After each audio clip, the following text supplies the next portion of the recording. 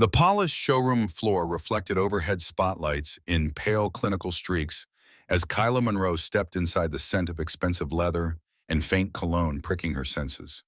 She paused, eyes catching on the obsidian black Lamborghini Veneno parked dead center, its aggressive silhouette slicing the air with an untouchable allure. But her moment was shattered the instant she stepped forward. A tall man in a tailored charcoal suit, Trevor Lawton glanced up from his clipboard, eyes sweeping her khaki school uniform with open disdain. His lips barely moved as he spoke, sharp, low-cutting. "Excuse me, young lady.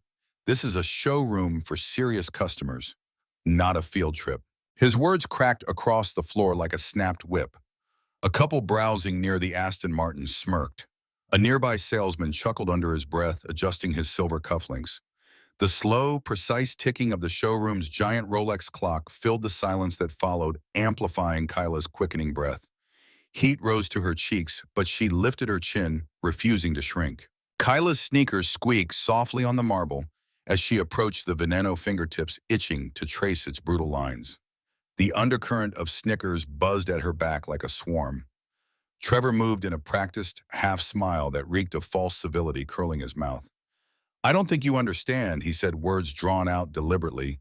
"Vehicles here start well above what someone in your situation could even dream about." He gestured with a flourish toward the exit, as if inviting her to take her rightful place outside. Over by the reception counter, a receptionist leaned in to whisper to a coworker, both of them laughing softly as the scent of bitter espresso drifted from a nearby machine. Kyla's fingers twitched at her sides. She kept them still, swallowing hard. A hush spread across the showroom. The way people shifted, some stepping back, others leaning in to catch every word, made the air brittle, electric. Outside, the muted growl of a passing sports car reverberated through the glass, a subtle reminder of the wealth parading along Boston's sunlit boulevard. "I'm interested in this Lamborghini," Kyla said evenly, voice steady despite the storm in her chest. Her eyes locked on Trevor's with unwavering calm. Murmurs rippled behind her. A man in a navy blazer raised an eyebrow. A woman in a white coat clutched her designer handbag tighter, as if Kyla's presence threatened the value of the cars themselves. Trevor tilted his head, a smirk slicing across his face. "Do you even know what this is?" His voice rose just enough to draw every gaze back to them. "This is a limited Veneno, not a used sedan. It's worth over $4 million. A woman's perfume, sharp and sweet, lingered as she drifted past, shooting Kyla a curious glance. The silence that followed Trevor's words was heavy, oppressive, every person waiting to see the girl's spirit break. Kyla stood straight, her breathing measured. She remembered her father's voice, "Never let them see you doubt yourself."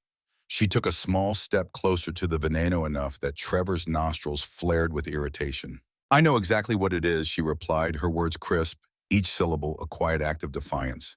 "And I want to know about the customization options." Trevor's jaw ticked. The hush fractured into soft laughter among a few lingering customers. One man pulled out his phone, recording as if the scene were entertainment.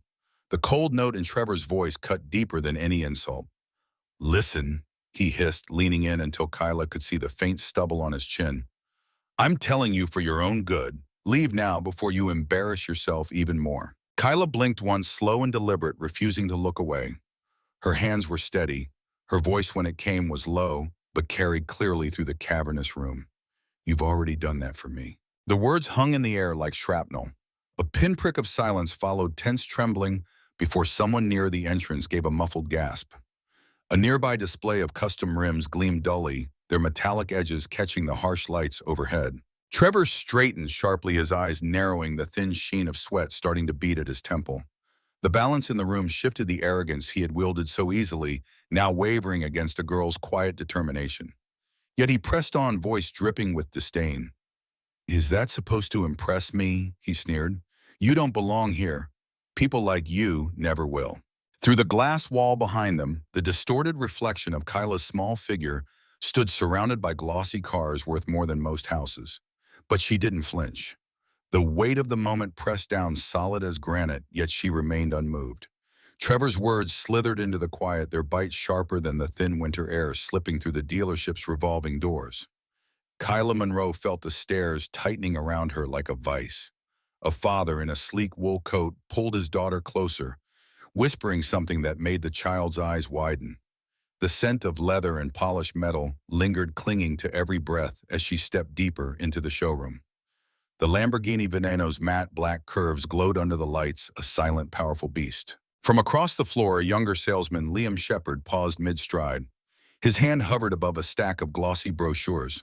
His eyes flicked from Kyla's determined posture to Trevor's towering frame, then back again.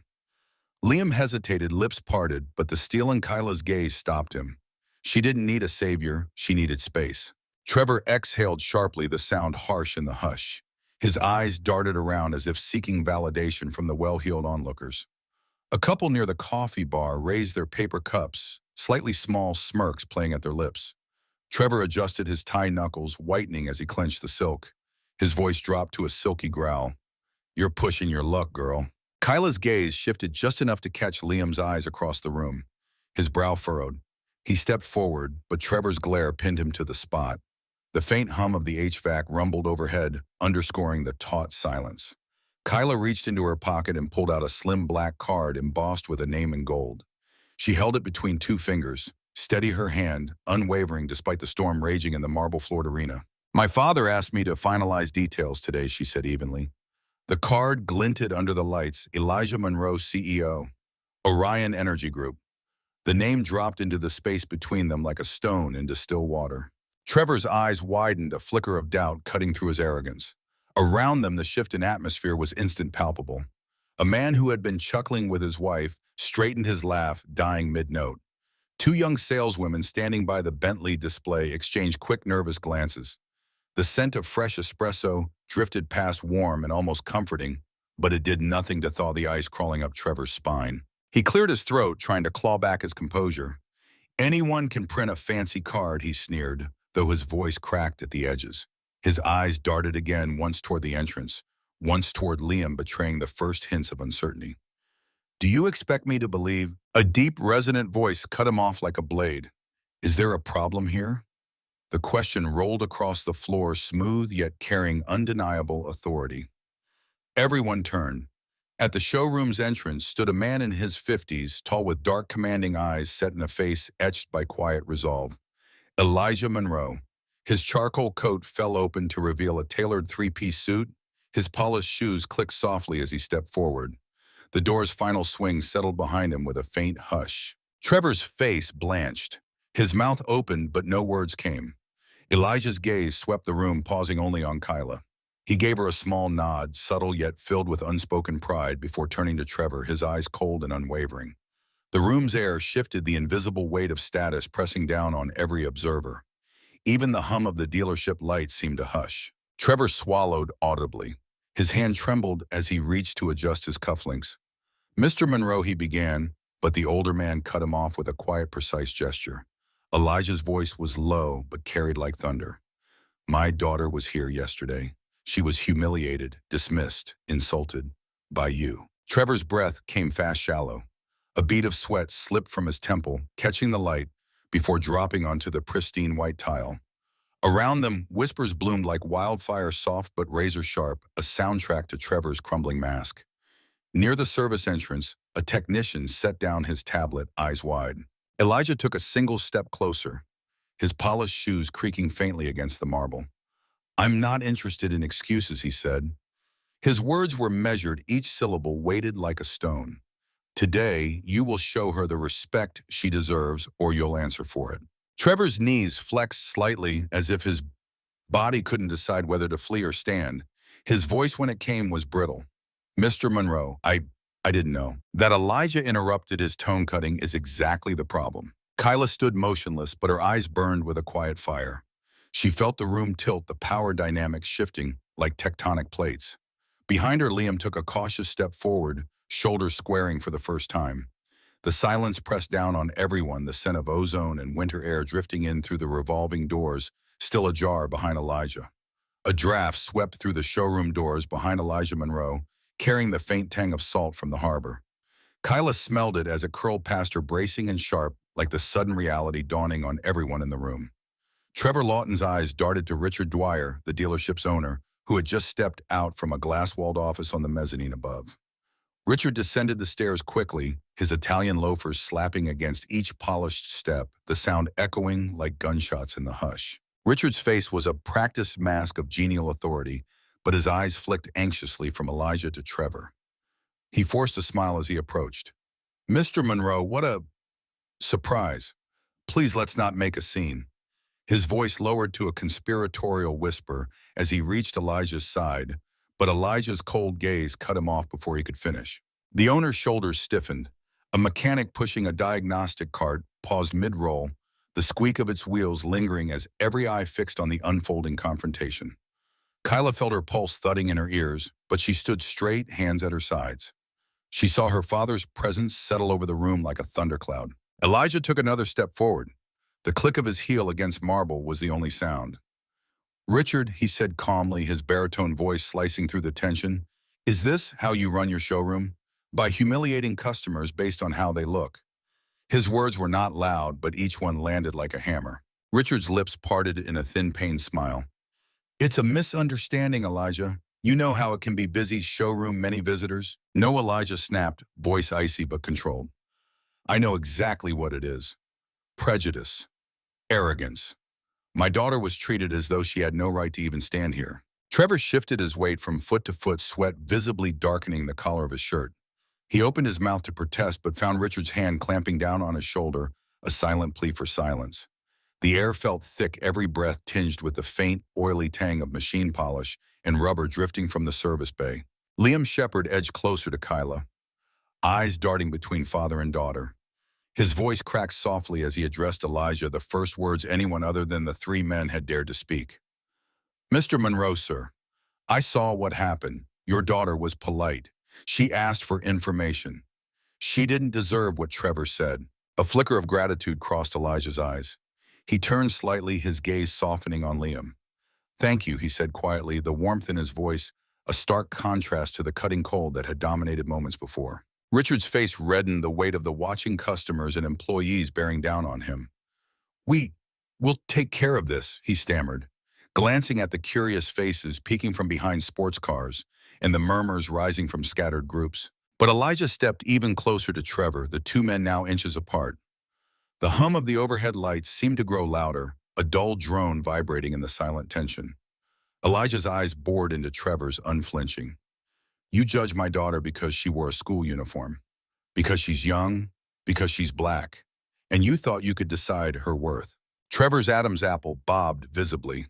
A bead of sweat clung to his cheekbone before dripping onto the marble with an audible, humiliating plink. Kyla, feeling her father's strength beside her, let out a slow breath. Her eyes never left Trevor. "I asked you for information," she said, voice soft but unwavering. "That was all." A small group of customers near the Ferrari display started drifting away, discomfort in their eyes, but many others lingered, drawn by the drama. The scent of burned espresso from an unattended cup on a counter wafted through the air, acrid and sharp, mixing with the tension. Richard raised both hands, voice desperate. "Mr. Monroe, please. This isn't necessary. Let's step into my office. We can talk." "No," Elijah said, words slow, deliberate. "The office is where people hide. We'll resolve this right here where everyone can see." A door in the back creaked open. A delivery worker poked his head out, eyes wide, before quickly withdrawing. The sound of the door shutting echoed like a gavel. The hush that followed was thicker than before. Elijah lifted his chin, sweeping his gaze across the showroom. "Every single person here needs to know this behavior is unacceptable." Trevor shrank back, his confidence drained completely, but Elijah wasn't finished. He turned to Richard, eyes narrowing. "You think your business can thrive while your employees humiliate your customers? Consider very carefully what this moment will cost you." The dealership owner's jaw worked silently. The room felt brittle, like the air itself might shatter with the next word. Kyla stood tall beside her father. Her reflection caught in the Veneno's polished fender, small but unbowed. A thin squeal of brakes outside cut through the heavy quiet as another luxury SUV pulled into the dealership lot, but no one turned to look. Inside, every eye stayed locked on the scene unfolding beneath the bright halogen lights. The scent of heated leather seats and a faint whiff of ozone from the HVAC mingled, wrapping the silence in a sterile chill. Richard Dwyer's fingers twitched near his belt, the first crack in his polished composure showing as Elijah Monroe's words hung in the air like smoke. Trevor's breathing had become shallow, almost ragged. His gaze flitted desperately to Richard, but the owner had gone pale, eyes flicking from Elijah to the scattered onlookers who watched with growing unease. The room's stillness was punctuated only by the soft tick of the giant wall clock, a deliberate taunting metronome counting down the seconds until someone snapped. Kyla shifted her stance, her shoes whispering against the marble. She felt the oppressive weight of every stare but held her ground. Elijah's voice sliced through the room, low and calm, but carrying the force of thunder. "Mr. Dwyer," he said, turning his attention fully on the dealership owner, "I came here today because my daughter deserves respect. And because the people who work here need to understand what happens when you treat others like they don't matter." Richard swallowed audibly, his tongue darting to wet, dry lips. He opened his mouth, but only a hoarse rasp came out. Elijah waited, eyes sharp, until Richard finally found his voice.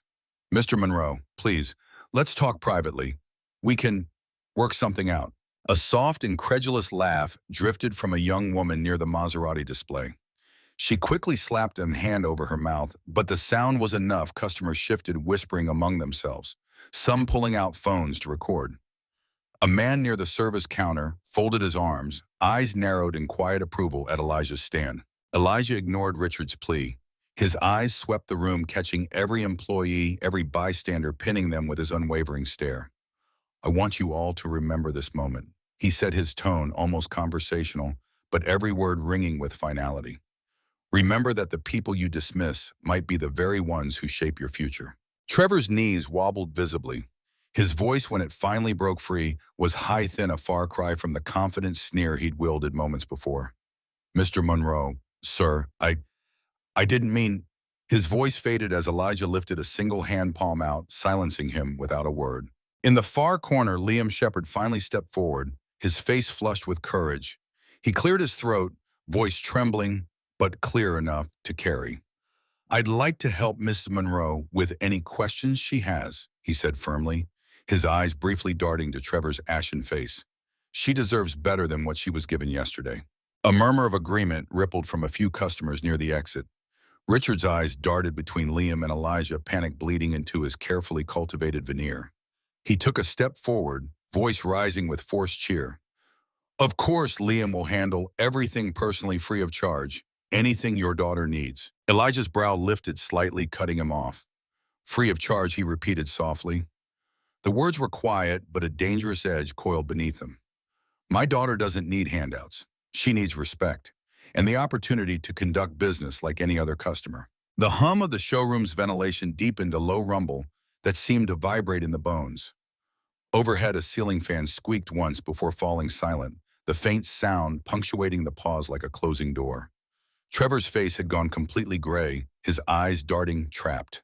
He knew his power had evaporated, replaced by the cold, unyielding force standing before him. Kyla stepped closer to the Veneno, her fingertips brushing the carbon fiber spoiler. She didn't look at Trevor or Richard.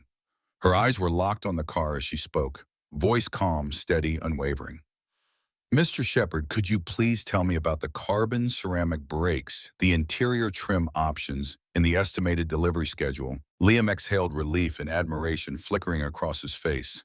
He stepped up beside her, pulling a brochure from his inside pocket. "Of course, Miss Monroe," he said, his voice filled with quiet respect.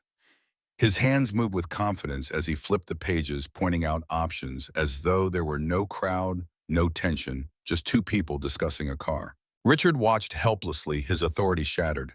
Trevor stood frozen, each breath shaky, his expensive watch glinting under the lights, like a silent mockery of the status he thought untouchable.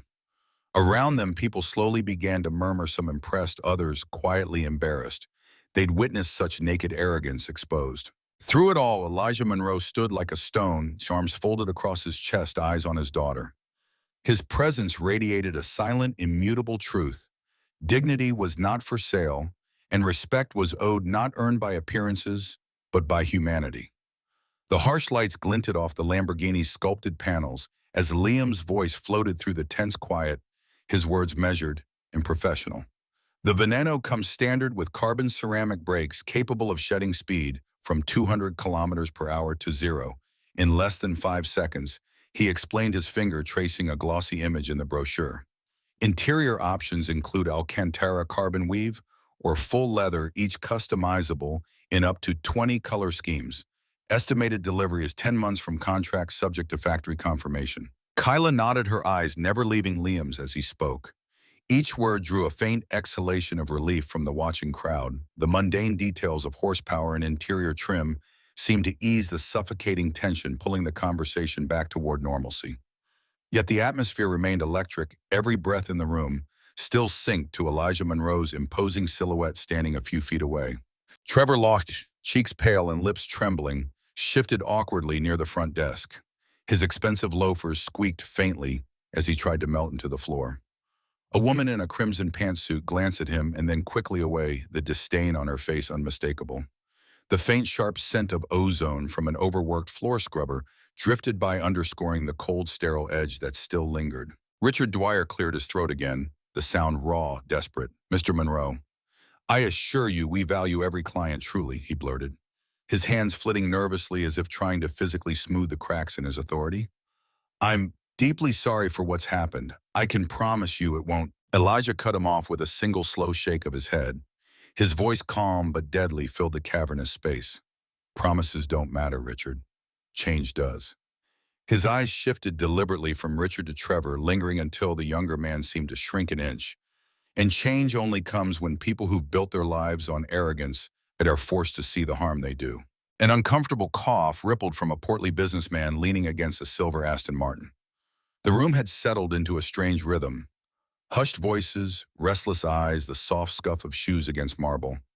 Even the dealership's massive digital screen, showing promotional videos of exotic cars, seemed to flicker more slowly, the colors muted by the thick tension. Kyla asked another question, her voice precise.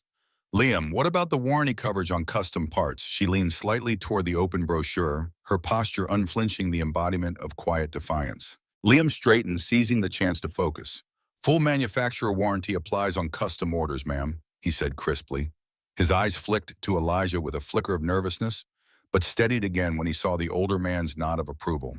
"That includes body panels, interior features, and drivetrain components." Trevor's jaw worked furiously.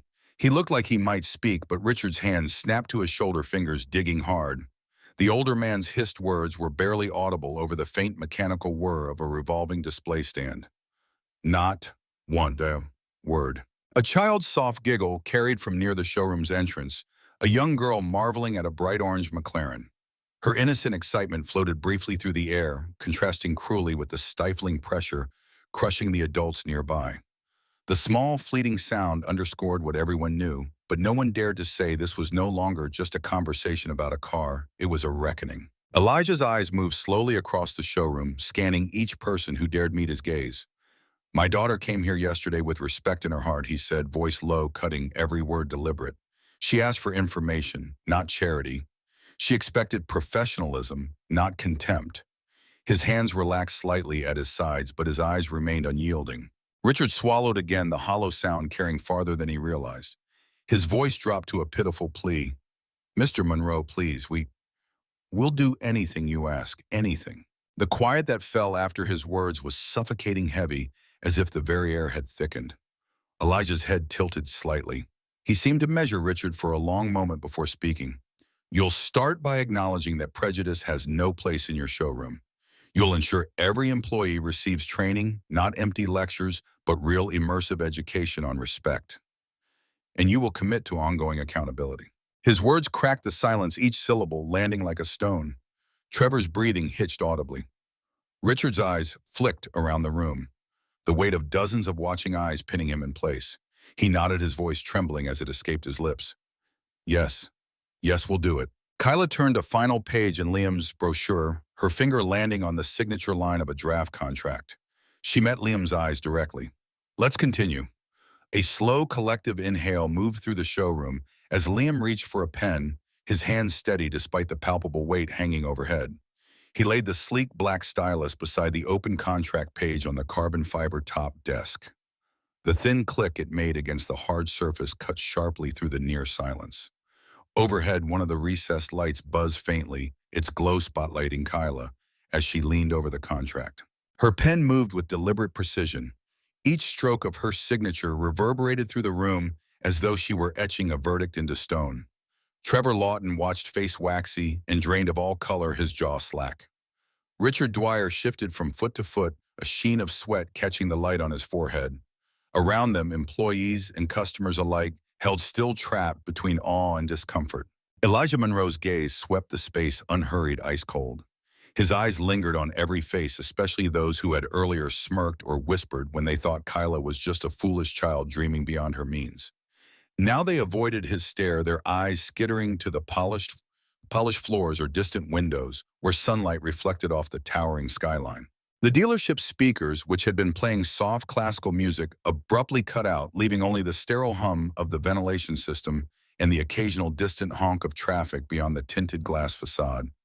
The abrupt silence pressed down like a heavy blanket. When Kyla finished signing, she straightened her expression, calm, composed. Her hand rested lightly on the document as she looked to Liam. "Thank you for your professionalism," she said, her voice steady, but edged with a firmness that commanded respect. "Let's finalize the order." "Yes, ma'am," Liam replied, his voice stronger now, emboldened by the palpable shift in the room's energy. He slid the contract into a sleek black folder, carefully aligning the edges before clasping it shut. His gaze flicked momentarily to Elijah, a silent nod of respect passing between them. Richard took an uncertain step forward, voice unsteady. "Mr. Monroe, Ms. Monroe, we're deeply sorry. If there's anything we can—" Elijah's hand lifted, not in anger but in finality, cutting Richard's words short. "You can remember," he said quietly, each word enunciated with surgical precision. "Remember that respect isn't a courtesy reserved for the wealthy or the well-dressed. It's the foundation of any place that dares call itself a business." A hushed murmur swept the room. A man in a tailored navy suit near the Rolls-Royce display lowered his phone, realizing only then that he'd been recording his expression, suddenly sheepish. The faint scent of heated metal drifted from the service bay, sharp and cold, a fitting accent to the frozen tableau inside. Kyla turned slightly, catching sight of a mother guiding her young son past a display of sports car memorabilia. The boy looked up at her with wide eyes unblinking. Their gazes met for an instant, and in his innocent stare she saw not curiosity about the cars, but the quiet realization that something important was happening, something that would leave an imprint deeper than any polished fender or roaring V12. Liam cleared his throat. "Miss Monroe," he said, voice almost reverent, "I'll personally oversee your order through every step. You'll have my direct line, and any questions you or your father have will be answered promptly." Kyla nodded, the ghost of a smile flickering across her face for the first time since stepping back into the showroom. It wasn't warm, but it was strong, resolute. She picked up the contract folder, the edges sharp against her fingers. The weight of it felt less like paper and more like a declaration. Trevor took an involuntary step backward, his shoe slipping slightly on the marble. The squeak drew every eye back to him. He froze under the spotlight of silent judgment, his breathing shallow. He opened his mouth as if to protest or explain, but no words came. The scuffed floor beneath his feet seemed to hold him fast. Elijah's voice rang out again, low and final. "Today you saw what dignity looks like," he said, his gaze fixed on Trevor. "Remember it, because next time there won't be a conversation." The tension in the air was so taut it nearly hummed. A subtle breeze from the revolving doors stirred Kyla's hair as she stepped away from the desk, the contract secured in her hand. She moved with quiet purpose toward the exit, each footstep echoing across the showroom floor like a drumbeat. Elijah fell into step beside her. Liam remained at the counter, eyes lowered, the quiet hero of a place once built on arrogance, now trembling on the edge of change. And as father and daughter reached the doors, the first rays of afternoon light poured in, haloing them in pale gold. The double doors of the dealership parted with a soft hiss, spilling warm sunlight across the polished showroom floor. Dust motes drifted lazily in the golden beams, catching on the edges of Kyla's hair as she stepped outside. The hush inside broke only after the doors clicked shut behind her and Elijah, but even then no one spoke above a whisper. Richard Dwyer's hand fell limply to his side. His shoulders slumped, the weight of what had just transpired sinking into his bones. He looked around, eyes wide, searching for something, anything that might restore the illusion of control. But the hushed employees and judgmental stares of lingering customers offered nothing but cold, unflinching truth. Near the service desk, Trevor Lawton braced himself against the counter. His knuckles were white breath shallow, the knot in his throat thick enough to choke on.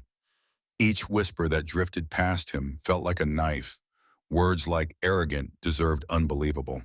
He tried to focus on the distant wail of a siren outside, or the rhythmic tick of the wall clock anything but the firestorm of humiliation swirling around him. Richard's phone buzzed violently in his pocket, the vibration rattling through his frame. He yanked it out with shaking hands, seeing the name of the dealership's owner's council chairman flashing insistently across the screen. His thumb hovered, then dropped. He couldn't bring himself to answer. Not yet. "Everyone back to work," Richard finally croaked, voice raw, cracking on every other syllable. But the words sounded hollow, brittle, echoing off glass and steel without conviction. His employees moved, but it was awkward, disjointed, as though they were actors who had forgotten their lines. Near the Maserati display, Liam exhaled shakily, his hand still resting on the desk where Kyla had signed. He straightened his spine, squared his shoulders, and turned to face Richard. His voice was low, but carried the first true authority heard from anyone inside since Elijah Monroe had left. "Mr. Dwyer," he said evenly, "I'll handle all communications with the Monroe family. I'll also begin drafting a revised client treatment policy immediately." Richard flinched, eyes darting to Liam as if seeing him for the first time. The young salesman's face was calm, his gaze unflinching, carrying none of the arrogant bravado Trevor had wielded, only the quiet power of someone who had found his purpose. Trevor's head snapped up, eyes bloodshot. "You can't just—" he started, his voice rising, but Liam cut him off with a subtle tilt of his head. "Enough," Liam said softly, almost kindly, but with an edge sharp as a scalpel. "You've done enough." A ripple of agreement passed through the staff, clustered around the edges of the showroom. Even a few customers paused, watching the young salesman stand tall against the man who had once terrorized everyone with his swagger. Outside, through the broad panes of glass, Elijah and Kyla climbed into a gleaming black Mercedes S-Class parked at the curb. The sun caught on the car's hood ornament, scattering a spray of reflected light across the dealership's logo, etched above the doors, a silent reminder of what real power looked like. Inside, Richard finally found his voice. "Liam, you'll take charge of the Monroe account," he said slowly, each word a boulder pushed uphill. "And you'll also draft the new policy." Liam gave a single nod, his expression unchanging. "Understood." A door to the dealership's office suite swung open with a sharp click. Joanna Alvarez, the director of client relations, stepped out. She had watched everything unfold from the shadows of the upper level, and her eyes burned with quiet fury. She approached Richard, her heels striking the marble like hammer blows. "Effective today, I want mandatory training scheduled for every employee," she said, voice calm but vibrating with suppressed rage. "And I want Mr. Lockall suspended until further review." Trevor's face blanched as if the color had been sucked out of him. He took a step back, bumping into a chrome stanchion. Its belt retracted with a loud snap, startling everyone nearby. Joanna's gaze shifted to Liam, softening slightly. "You'll lead the first session," she continued. "We need your perspective." Outside, Elijah's car eased away from the curb, the soft growl of its engine, a stark contrast to the electric silence left behind. Kyla looked back once through the tinted glass, her eyes calm, resolute, the contract folder resting across her lap like a banner. The showroom doors swung gently in the breeze, still open just enough for the lingering scent of fresh asphalt and city air to drift, in a quiet reminder that the world outside was moving on, changed forever by the storm that had just passed through. Sunlight slanted low through the tall windows, painting long golden stripes across the glossy showroom floor. Trevor Lawton stood near the service bay doors, his shoulders hunched, as though trying to disappear into the cold steel wall behind him. The faint scent of motor oil drifted in from the garage, sharp and metallic, mixing with the sour tang of his own panic. Joanna Alvarez's heels clicked crisply as she strode past him. She didn't spare him so much as a glance. Each measured step sounded like a verdict, echoing in the cavernous space. Employees parted around her like water eyes, darting from her to Trevor, whispers trailing in her wake. A few older salespeople, once loyal to Trevor's swaggering confidence, now looked away in silent condemnation. At the reception desk, Richard Dwyer pinched the bridge of his nose, hard enough to leave red marks. He dropped into the nearest leather chair, the cushions exhaling a low hiss under his weight. His phone buzzed yet again, the screen flashing the dealership owner's name in angry red. This time he picked up. "Sir?" Richard began, voice strained, eyes darting nervously around the showroom. He listened for a moment, swallowed hard, then croaked, "Yes, I understand." "Immediate action." "No, sir, there's no excuse." He ended the call with a trembling thumb, each word from the owner still burning into his skull. Liam crossed the floor, every movement deliberate. He carried a stack of papers, preliminary drafts for the new client policy, Joanna demanded. He set them on Richard's desk with a quiet firmness. "We'll need signatures from every staff member," he said. His tone was polite but left no room for argument. Richard nodded wordlessly, his eyes hollow. Trevor tried to protest, but only a thin, reedy sound came out. Joanna turned then, her stare pinning Trevor to the wall like a specimen under glass. "You're suspended effective immediately," she said, her voice low, even almost gentle, but somehow more terrifying for its quiet precision. "Hand in your key card and company phone." A ripple of shocked murmurs passed among employees nearby. The air felt charged as if a lightning storm were about to crack overhead. Trevor's hand trembled visibly as he pulled his key card from his pocket, the plastic rattling faintly against the metal clip as he set it on the counter. His eyes darted wildly, looking for an ally, but found only blank, cold faces. From the far corner of the showroom, a mother and her teenage daughter paused by a Ferrari display, their conversation dying mid-sentence as they watched Trevor's fall. The teens' wide eyes flicked from Joanna's poised authority to Trevor's crumbling composure, silently absorbing a lesson no brochure could teach. Liam's voice broke the quiet, steady, and unwavering. "Respect isn't negotiable," he said, his eyes locked on Trevor's. "Neither is the dignity of every person who walks through these doors." Trevor's mouth twisted, rage flashing in his eyes before collapsing into a mask of exhausted defeat. He grabbed his jacket, the fabric catching awkwardly on the door handle as he stumbled toward the exit. His shoes squeaked sharply against the marble floor, with each uneven step, each sound ringing out like a bell tolling the end of his reign. Outside, a warm breeze rustled the leaves of the potted trees lining the sidewalk. Elijah and Kyla were long gone, but the ripple of their presence still hung in the air like an aftershock. The automatic doors sighed, closed behind Trevor with a quiet finality. Inside, Joanna gathered the staff into a loose circle near the Maserati. Her voice was measured but powerful. "Today we saw what happens when arrogance blinds us to what really matters," she began. "This dealership will change starting now." A hush fell over the staff. A faint scent of new leather rose from the nearby cars, grounding everyone in the reality of the space they had taken for granted. Joanna continued, eyes sweeping the group with calm intensity. "We will build a place where every client is respected, where every employee knows that humanity comes before profit." She nodded to Liam. He stepped forward, the draft policy clutched firmly in his hand, and began reading the first lines. His voice carried clear and strong. "Every client, regardless of appearance or background, shall be treated with unwavering professionalism and respect." A soft exhale of relief passed through some of the staff. Others stood stiff, pale, struggling to process the magnitude of what was happening. But as Liam's words filled the space, the old air of entitlement began to slip away, replaced by something fragile and new. Outside, the sky deepened to a bruised purple as the sun set behind the city skyline. The day's harsh light gave way to a softer glow, the dealership's bright interior spilling out onto the sidewalk, a beacon of possibility that for the first time felt real. A thin drizzle began to patter against the tall showroom windows, tracing dark rivulets across the glass. Each drop refracted the interior lights into wavering streaks, bending the glow of chandeliers and sleek spotlights into shifting patterns on the polished marble floor. The hushed staff huddled closer around Joanna Alvarez and Liam, as if the rain itself were washing away the last remnants of arrogance still clinging to the walls. Joanna's eyes were sharp but calm, scanning each face. "No one here will forget what we witnessed today," she said, her voice carrying softly but with unyielding authority. "But what we do now, how we change, will define who we are moving forward." From the edge of the circle, Sophia Patel, a junior sales associate who had always kept her head down, stepped forward. She held her hands clasped so tightly her knuckles shone white, but her voice was clear. "Ms. Alvarez," she said, "will there be training for us?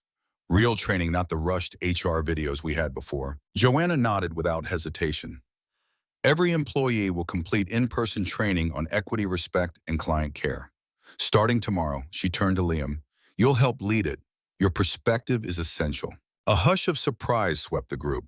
For a brief moment, even the rain seemed to quiet as Liam met Joanna's gaze. His throat tightened, but he nodded. "I'll do everything I can," he said quietly, his eyes flicking across his colleagues.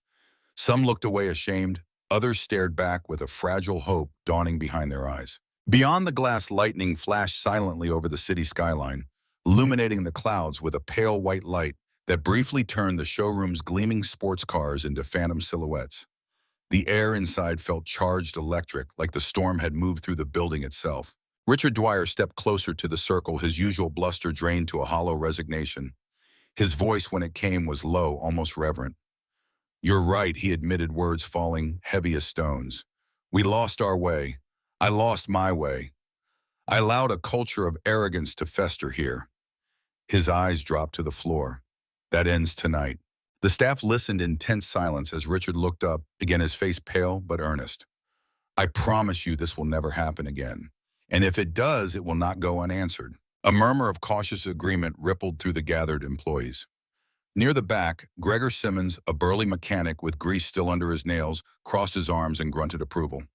Even he knew things had gone too far. A gust of wind rattled the glass doors as a group of late-night passers-by paused outside to peer in. Their faces appeared in flickering reflections, ghostly curious, watching the quiet reckoning unfolding within. Liam took a careful breath. "We need to act immediately," he said, voice firmer with each word. "Tomorrow morning, every staff member will sign the new client treatment policy. We'll display it publicly right here by the entrance." Sophia's gaze lifted emboldened. "So every person who walks in will see it," she said, voice small, but growing stronger, "and know we take respect seriously." "Yes," Joanna said, a quiet steel lacing her tone. "This is no longer optional. It's who we will be." Lightning flashed again, casting stark shadows across the rows of gleaming cars. For an instant, each face looked etched from stone, determined, wary, but united in a way they had never been before. The faint scent of ozone from the storm mixed with the clean, almost clinical scent of polished leather, grounding the tense scene. Liam's eyes lingered on the automatic doors, still smudged faintly from Trevor's panicked exit. Beyond them, red taillights of distant cars streaked through the rain-slicked streets, like embers vanishing into the night. "Tomorrow," Liam repeated softly as if testing the word. "We start tomorrow." Joanna stepped back, letting her gaze roam over the staff one last time. "Go home tonight and rest," she said firmly. "You'll need it. Because when the doors open tomorrow, Boston Prestige Motors will be a different place." A few nodded silently. Some wiped away tears they hadn't realized had formed. And as the employees slowly dispersed across the quiet gleaming floor, the rain outside intensified, drumming steadily against the tall windows, like a metronome counting down to dawn. The morning sun broke through scattered clouds, streaking the sky in pale gold. The storm had left the city washed clean, the air sharp with the scent of damp concrete and fresh rain. Sunlight streamed through the dealership's wide glass facade, illuminating every gleaming surface with harsh clarity. There were no shadows to hide in. Inside, the staff assembled in a tight semicircle near the Maserati display. The night's tension still clung to them, silent but heavy.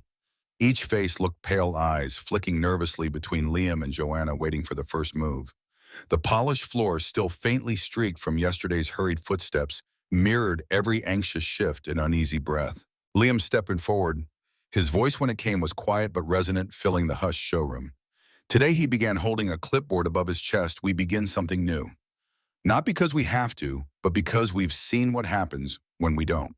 The subtle scent of leather polish rose from the rows of luxury cars behind them, mingling with the faint, acrid tang of leftover ozone drifting in from the storm. Outside, a city bus hissed to a stop, its brakes squealing like a distant alarm, but the employees stood frozen, all attention on Liam. He turned, nodding to Joanna. She stepped up beside him, carrying a stack of thick, freshly printed pages. She began to pass them out one by one, each page, a pledge of respect, equity, and accountability, their edges still warm from the copier. The quiet shuffle of paper brushing across hands was the only sound breaking the tense air. When the last sheet was distributed, Joanna folded her arms, scanning the group. "Sign your name," she said evenly. "Today we promise our clients and ourselves that we will never again judge worth by appearances." A rustle of hesitation moved through the staff. Some shifted uncomfortably. Others straightened shoulders, squaring determination, hardening in their eyes. The first pen scratched across paper with a faint rasp. Sophia's signature bloomed across the page, each stroke confident. The sound seemed to unlock the others. A staccato chorus of pens followed, crisp and sure, as one by one they added their names. Liam exhaled a shaky breath. For a moment his eyes flicked to the sunlit doors, half expecting Elijah Monroe or Kyla to appear. But the entrance remained empty. Still their presence loomed large, a silent force guiding every word and motion. Gregor Simmons, the mechanic who rarely spoke, finished signing. He looked up at Liam, face weathered but resolute. "This doesn't end with words," he rumbled. "We show it every day." Liam nodded once sharply. Yes, every client, every interaction. At the far end of the circle, Richard Dwyer hesitated. His pen hovered above the page. His eyes were bloodshot, the skin around them puffy from a sleepless night. Finally, with a deep tremoring breath, he lowered the tip. His name unfurled across the pledge, uneven but unmistakable. A hush fell as he stepped back, the gravity of the moment sinking into every heart. The entrance doors whooshed open suddenly, the sound sharp as a gunshot. A woman stepped inside, older, dignified, her salt and pepper hair pulled into a smooth bun. She wore a simple charcoal suit, eyes bright, and scanning the room with unhurried precision. Customers waiting near the showroom edges paused, sensing the undercurrent of change. "Welcome to Boston Prestige Motors," William called, stepping forward, his voice clear and strong. He met her gaze, offering a genuine smile. "How can we help you today?" For a beat, the woman seemed to weigh at his tone, his posture, the sincerity in his eyes. Then she smiled softly. "I'd like to look at the new GT model," she said, "and I'm glad to see you take respect seriously." Employees behind Liam stood taller, shoulders squared. The tension that had weighed them down the day before loosened, replaced by a fragile but growing resolve. From his place, by the Maserati, Richard watched the exchange, a dull ache pulsing in his chest. For the first time in years, he realized how desperately he wanted to rebuild what arrogance and neglect had shattered. The morning light shifted higher, spilling across the dealership like a fresh start. Each reflection on the showroom floor seemed sharper, clearer, as if every polished surface had been scrubbed of yesterday's shadows. Outside, the city bustled awake, but inside, the staff of Boston Prestige Motors took the first steps into a day unlike any they had ever known. By late morning, the dealership hummed with the low, tense energy of a place holding its breath. The scent of espresso drifted from the break room, cutting through the faint chemical tang of car wax. Mechanics' wrenches clinked in the service bays, each metallic ring echoing off glass walls polished to a mirror shine. A steady stream of clients passed through the doors. Some came alone, others in groups, but every one of them paused to glance at the new pledge framed boldly in the lobby. Under the pledge, each staff signature gleamed in crisp black ink, catching the light like a row of tiny shields. Sophia Patel stood near the Maserati, helping an elderly couple who spoke only Italian. She smiled, nodding carefully, using a translation app on her phone with patient precision. Her hand gestures were gentle but confident, her posture open, her eyes warm. A few days ago, she might have quietly passed them on to someone else. Now she welcomed them herself. Meanwhile, Liam guided a nervous young man in a thrift store blazer through the rows of sedans, answering each question with patient detail. The man's eyes darted anxiously whenever other customers passed, but Liam never rushed him, never looked past him. When the man paused by a silver coupe, trailing a trembling hand across its hood, Liam leaned in and quietly described the car's features, voice steady, respectful. Outside, a dark SUV pulled to the curb, engine idling. A tall man stepped out, his expensive suit cut sharp enough to draw eyes. He walked in briskly, head held, high gaze, sweeping the showroom with practiced authority. Trevor Lawton, freshly reinstated by a corporate executive who had overridden Joanna's suspension order, wore a smile as thin and cold as the early morning frost. Richard Dwyer appeared from his office just as Trevor entered. Their eyes locked. Richard's face paled, but he squared his shoulders, stepping forward with the same quiet resolve he had signed the pledge with. "Trevor," he said evenly, his voice carrying to every corner of the hushed showroom, "your presence here isn't welcome. The culture you represent has no place at Boston Prestige Motors anymore." Trevor's smile flickered. He glanced over Richard's shoulder, searching for support. The staff clustered at a cautious distance, watched with wary intensity. A mechanic lowered his wrench. A receptionist leaned forward. Nobody stepped forward for Trevor. Silence stretched sharp and fragile as spun glass. He shifted, discomfort blooming beneath his confident facade. "Corporate will hear about this," he snapped, voice cracking faintly. But his words hung limp in the air, empty. Liam moved up beside Richard, eyes steady, back straight. "Let them hear," he said quietly but with an iron edge. "We've chosen who we want to be." Outside the glass doors, the clouds parted just enough for a shaft of sunlight to pierce the showroom, casting a bright line across the marble floor at Richard's feet. Trevor hesitated, eyes flitting from face to face, finding only quiet defiance reflected back. He turned sharply, shoes squeaking across the floor. The automatic doors hissed open, a gust of fresh air swirling into the hushed space, carrying with it the sounds of city life beyond. The doors closed behind him with a soft click, the final note of an unwelcome chapter. For a moment, everyone stood still. The air was so quiet, the hum of fluorescent lights felt loud. Then slowly, employees began to breathe again. Some exchanged tentative nods. A few smiled relief, softening their tense features. Richard exhaled, the strain etched across his face, easing slightly. He looked at Liam. "I wasn't sure I could do that," he admitted, voice ragged but clear. Liam placed a reassuring hand on his shoulder. "But you did," he replied simply. From across the showroom, Joanna Alvarez stepped forward, her face calm but eyes bright with pride. "You all did," she said, voice carrying over the softly idling engines and quiet conversations. "And today we proved that our promise wasn't just words on paper." Outside, the city roared with life. Inside, a fragile but powerful sense of solidarity settled over the staff of Boston Prestige Motors. In the quiet after the storm, they stood together, no longer afraid to meet the gaze of anyone who walked through their doors. Afternoon light filtered through the dealership's vast windows, glinting off chrome trim and casting sharp white reflections across the pristine floor. The air inside was hushed but taut, like the quiet after a bell tolls. Outside, traffic rolled steadily along the wide avenue, horns bleating distantly in the sunlit sprawl. In the center of the showroom, Liam stood beside a young black woman with a small child perched on her hip. The child's wide eyes sparkled as they pointed at a bright yellow sports car.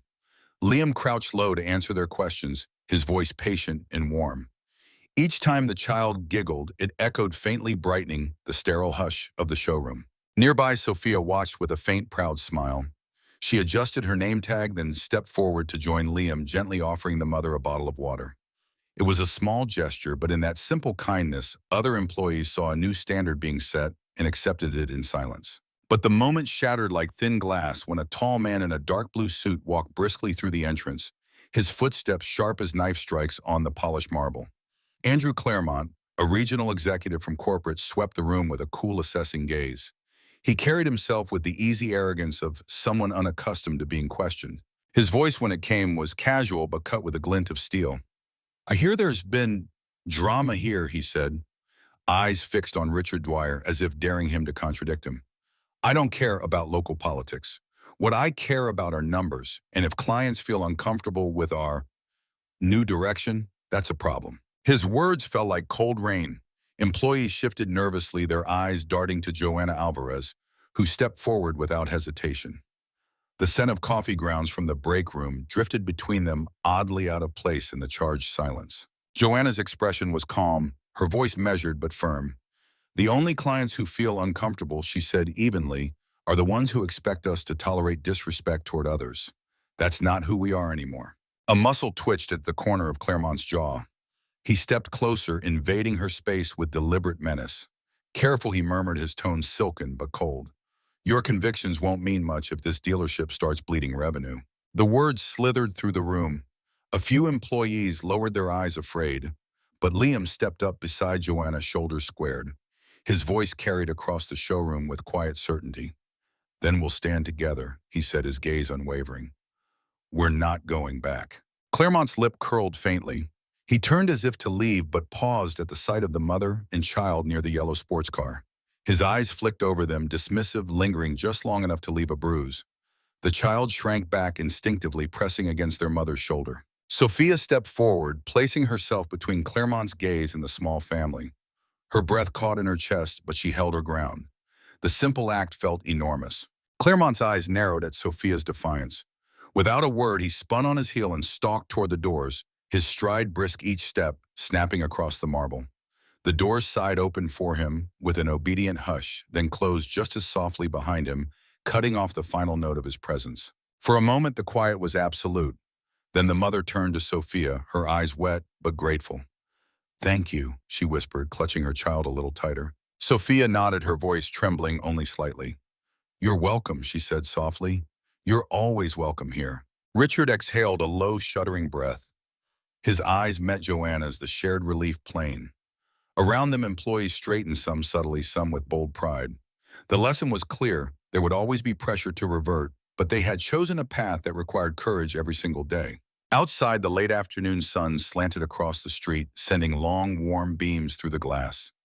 Inside, that light pooled around the staff as they gathered near the center of the showroom, the air shifting from tense to quietly determined. They knew it wouldn't be the last challenge, but each small victory made them stronger, and each act of solidarity made it harder for old habits to creep back. The sun had dipped lower in the sky, casting long amber streaks across the showroom floor. Outside traffic thickened with commuters heading home, their brake lights flickering red through the glass. Inside, the staff moved with quiet urgency, straightening display stands, adjusting vehicles, and wiping down counters, each gesture sharp with purpose. Liam found himself alone for a moment in the middle of the cavernous space, the hum of HVAC fans and the faint scent of wax and rubber filling the silence. He rested his hands on the hood of a midnight blue sedan, breathing deeply. The memory of Claremont's sneering tone still clung like smoke, but so did the fragile pride he'd seen in his colleagues' eyes. His thoughts were interrupted by the arrival of a new customer, a young black man in a neat gray jacket accompanied by his elderly grandmother. She leaned on his arm, her steps small but determined. Every head in the showroom turned as they crossed the threshold. A week ago, Liam thought these same heads might have turned with thinly veiled curiosity or impatience. Today, faces held a different expression, open, attentive, quietly welcoming. Sophia was the first to approach them, her smile soft but sure. "Welcome," she said, voice warm over the muted music playing from the showroom's discreet speakers. "How can we assist you today?" The man glanced around cautious. His eyes held a wary flicker that spoke of too many past slights, too many places where doors had been open, but hearts had been closed. "We're just looking," he said carefully, his grandmother's thin fingers tightening around his elbow. "That's perfectly fine," Sophia replied without missing a beat. She gestured to a row of sedans with a graceful sweep of her arm. "Please take your time. Let us know if you'd like to sit or hear more." At the edge of the showroom, Richard watched the exchange. His jaw clenched as he remembered how he once would have let someone like Trevor or Claremont handle such customers with polite disdain. Now he felt something shift deep in his chest, an unfamiliar ache of regret mingling with a cautious hope. The grandmother paused by a sleek cream-colored sedan. She let go of her grandson's arm, running a frail hand over the polished door. "My late husband used to dream of owning something like this," she murmured, softly, almost to herself. Liam stepped forward, matching her slow pace, his voice low and even. "He had excellent taste," he said with a small, respectful nod. "This model has a smooth ride, quiet, comfortable. Would you like to sit inside?" She hesitated, eyes shimmering, then nodded. Sophia opened the door with careful ceremony. The old woman settled gently into the plush seat, her thin frame almost swallowed by the leather. A quiet sigh escaped her lips, a sound of surprise, maybe even wonder. The staff nearby paused, each face reflecting a subtle, shared reverence for the moment. Her grandson hovered anxiously. Liam turned to him, voice reassuring. "She's safe. Take your time." As they stood together, the showroom seemed to hold its breath, the usual slick sales patter replaced by a deeper, quieter respect. Outside, the setting sun caught the dealership's name on the building, turning the letters into glowing gold against the darkening sky. In a far corner, Joanna Alvarez leaned against a column, arms crossed loosely. She watched the unfolding scene with careful eyes. There was still so much work to do. She knew some staff had signed the pledge with more fear than conviction. But moments like this made her believe that change could become something more than an obligation. It could become instinct. Sophia returned to Joanna's side, face flushed but happy. "They're staying a while," she said quietly, eyes shining with a hope she didn't try to hide. Joanna smiled faintly. "Good," she said. "That's exactly what we want." In the warm glow of dusk, the staff continued to move quietly around the showroom. Each step, each word, each small gesture carried the weight of a promise they had made to themselves, and the hope that in time this promise would become second nature, something as natural and unshakable as breathing. Night settled over the city in layers of indigo and charcoal, the streetlights flickering on one by one like distant stars. Inside the dealership, only a few pools of light remained, spotlighting the ways like sleeping giants in a cavernous museum. The staff was wrapping up the day's work in hushed voices and soft footsteps. The faint scent of fresh coffee lingered, mixed with the subtle tang of ozone from a late evening thunderstorm brewing outside. The glass doors parted with a quiet hiss, and a hush fell over the showroom. A tall woman in an ivory trench coat stepped inside, heels clicking with deliberate precision on the marble. Her hair was slicked back into a severe bun, eyes sharp as obsidian. Dana Holt, Boston Prestige Motors' new regional compliance director, had arrived unannounced. She scanned the room with a gaze that pinned each employee where they stood. Joanna Alvarez stepped forward immediately, her expression calm, hands folded neatly in front of her. "Good evening, Ms. Holt," she said with measured courtesy. "Welcome." Holt's eyes flicked over Joanna, then swept to Liam, Sophia, Richard, and the others clustered near the Maserati. "I've heard conflicting stories about what's been happening here," Holt said, voice smooth as glass but edged with quiet menace. "Stories of customers being given special treatment, staff refusing to follow standard protocols, and unnecessary promises." Her words hung heavy in the dim air. A low rumble of thunder rolled across the city outside, vibrating the showroom's wide windows. Liam felt a cold sweat beat at his temples, but held her gaze steady. Holt moved with predatory grace past each staff member, pausing by the framed pledge hanging near the entrance. She read it silently, her face a mask. Then she turned back to the staff, her expression unreadable. "Do you believe this? Initiative," she said, voice cool, "has made you better employees? Or has it distracted you from your purpose to sell cars and make this company money?" For a long, silent beat, no one spoke. The question felt like a blade pressed to the dealership's throat. Then Richard Dwyer stated forward, shoulders squared, his voice raspy but firm. "It's made us better people," he said, the words falling into the quiet like stones into still water. "And I believe that makes us better at what we do." Holt arched an eyebrow, a faint smile ghosting her lips, cold, calculated. "Interesting," she murmured. "But good intentions don't pay salaries." She stepped closer to Richard, their faces inches apart. "If the numbers don't improve, it won't just be you who pays the price." She pivoted on her heel, moving toward the exit. But just before the doors opened, Holt paused. Her eyes flicked to Sophia, who stood holding the hand of the young black man's grandmother, still admiring the cream-colored sedan under soft lights. Holt's gaze lingered on the pair. Then she looked back over her shoulder, meeting Joanna's eyes. "Remember," Holt said, voice quiet but cutting, "people don't buy ideals. They buy cars." The doors sighed open, letting in a gust of damp, rain-scented air. Holt stepped out into the night without another word, heels clicking into the darkness. The doors whispered shut behind her, leaving the staff frozen in place, the only sound the distant rumble of thunder and the soft hum of the showroom's lights. Joanna's breath trembled, but she spoke with careful resolve. "You all heard her," she said, voice low but fierce. "But we know what we stand for now, and that's not changing." Sophia nodded, eyes fierce, hands still wrapped protectively around the elderly woman's. Richard looked at Liam, who placed a hand on his shoulder. Around them, employees straightened, glancing at one another with quiet determination. The thin threads of fear woven through the team began to unravel, replaced by a bond hardened by shared resolve. Outside, lightning flared across the sky, illuminating the city in stark white for a heartbeat before plunging it back into darkness. Inside, Boston Prestige Motors stood silent but unbowed, ready for whatever dawn might bring. A storm rolled in overnight, washing the city in sheets of rain that drummed against windows and hissed across empty streets. By dawn, the sky had cleared to a pale, bruised blue sunlight glinting off puddles scattered along the sidewalks. Boston Prestige Motors stood quiet but charged, as if the building itself sensed a reckoning approaching. Inside, Richard arrived first, unlocking the doors with a hand that trembled only slightly. He inhaled the faint scent of leather and cleaning polish. The showroom lay in serene silence, but the memory of Dana Holt's words still rang in the walls. He crossed to the framed pledge near the entrance, straightening it with a careful touch. The others trickled in soon after. Liam moved with measured confidence, nodding to each coworker. Sophia carried a stack of fresh brochures, placing them neatly on the counter.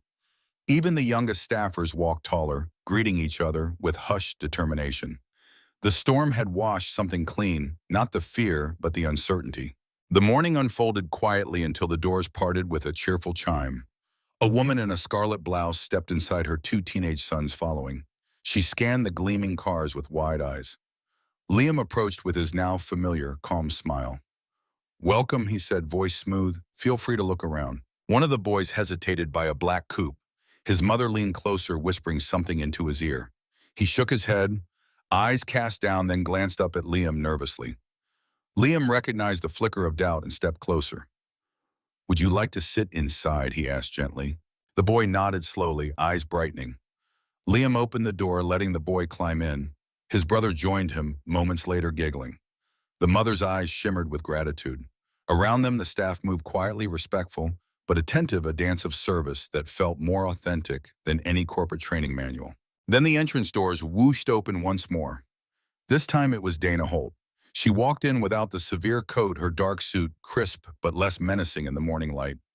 Her eyes swept the scene, the boys laughing in the car, Sophia speaking kindly to their mother Liam, standing watch. She approached Richard, her expression inscrutable. "I reviewed your numbers overnight," she said without preamble. "They're stable. Not remarkable, but stable." Her eyes drifted back to the family. "And I received a letter from a customer," she continued, voice quieter. "A grandmother who felt seen and respected here." Richard tensed, bracing for another cold warning, but Holt's lips parted slightly, her next words emerging slowly.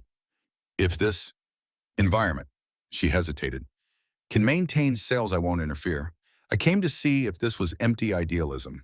I see now it's something else." A stunned silence spread through the showroom. The quiet click of the mother's heels and her son's soft laughter filled the stillness like a delicate bell. Holt straightened her eyes, locking with Joanna's. "Make sure you don't lose this balance," she said, her voice low but carrying. "Because if you can keep it, maybe you're onto something." She turned and walked out, leaving the staff blinking, stunned but lighter. Liam let out a shaky breath. Sophia's smile trembled on the edge of tears, and Richard felt a strange warmth uncoil in his chest. The doors closed behind Holt, sealing in a sense of fragile triumph. Around the showroom, small conversations resumed, soft, confident, purposeful. Rainwater still streaked the windows, but the sun shone high and strong, glinting off polished steel and chrome. And as the family thanked the staff, their joy sincere and unforced, everyone knew this wasn't the end of the struggle.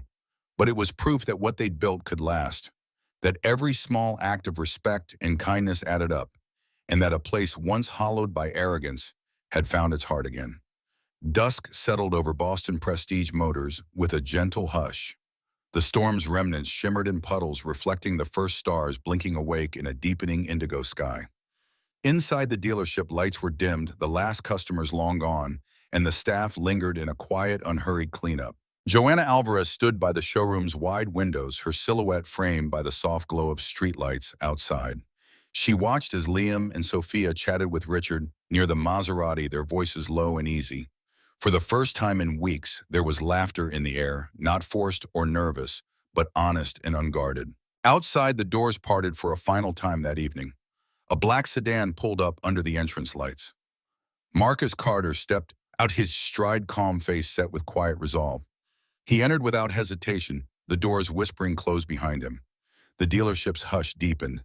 Marcus paused in the center of the showroom. His gaze swept across the space, landing on each person in turn, Sophia's determined eyes, Liam's quiet pride, Richard's weary but hopeful stance. He offered a slow nod of respect. No words were exchanged, none needed. He stepped up to the framed pledge by the entrance, tracing the glass with his fingertips. His reflection caught in the polished surface one man, but behind him the staff stood together, a single unbroken line. The sound of their breathing, the subtle rustle of jackets, the soft tap of shoes shifting on marble, all of it filled the silence more completely than any speech. Marcus turned to leave, his eyes lingering on each face with a silent benediction. He stepped back into the night, a faint smile visible only as he passed under the entrance lights. Inside, the employees watched him go. A quiet fell over them, heavy with understanding. No grand applause, no proclamations, just the simple knowledge that change had taken root, fragile but alive. Outside, the city pulsed with distant sirens' laughter and the quiet hum of cars slipping through wet streets. Inside Boston Prestige Motors, the staff stood together a moment longer, letting the silence settle. The smell of rain still drifted through the entrance as they finally moved, each person gathering bags or locking drawers. But their steps were steady, their eyes clear. In the end, it was not an announcement or a promise that marked the transformation, but the quiet certainty that true respect could not be bought or demanded. It had to be lived every day by everyone. And as the last light in the showroom winked out, Boston Prestige Motors stood ready to prove again and again that a person's worth would never again be measured by skin color, clothes, or past mistakes. True respect cannot be faked or demanded. It must be earned through consistent actions. Prejudice, whether hidden behind a polished smile or worn openly, destroys trust and corrodes communities. Yet the courage to acknowledge mistakes, the humility to learn, and the will to change can transform not just individuals, but entire institutions. Small, genuine gestures of kindness and respect ripple outward, proving that dignity belongs to every person regardless of appearance, background, or wealth.